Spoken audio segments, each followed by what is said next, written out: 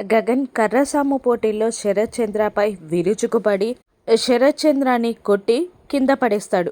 కర్రసాము పోటీల్లో శరత్ చంద్రపై గగన్ గెలుస్తాడు. కానీ భూమి అదంతా చూసి బాధపడి పక్కకి వెళ్ళి ఒక బెంచ్ పైన కూర్చుంటుంది. భూమికి అపూర్వ చెప్పిన మాటలు గుర్తొస్తూ ఉంటాయి.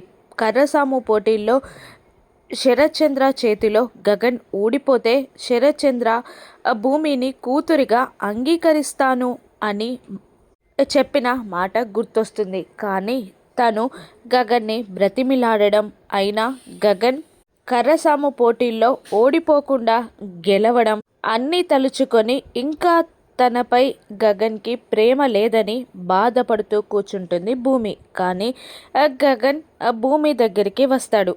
బాధపడుతున్న భూమిని చూసి గగన్ ఇలా అంటూ ఉంటాడు, మీ నాన్న నిన్ను కూతురిగా ఒప్పుకుంటాను అన్న మాట అబద్ధం అని అంటూ పోటీల్లో ఓడిపోతున్న గగన్ దగ్గరికి అపూర్వ వచ్చి చెప్పిన మాటలన్నీ గగన్ భూమికి చెప్పేస్తూ ఉంటాడు.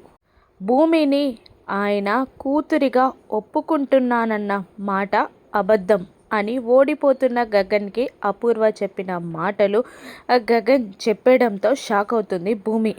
ఆయన నీకోసం గుళ్ళో వెయిట్ చేస్తున్నారు, వెళ్ళు అని గగన్ అనగానే భూమి సంతోషపడుతూ ఉంటుంది. మరోవైపు భూమి కోసం గుళ్ళో వెయిట్ చేస్తూ ఉంటాడు శరత్ చంద్ర ఫ్యామిలీ.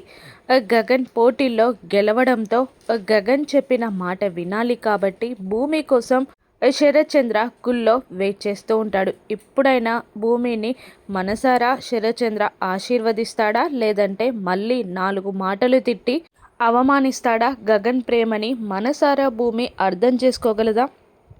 రానున్న ఎపిసోడ్స్లో చూద్దాం. Thank you for watching.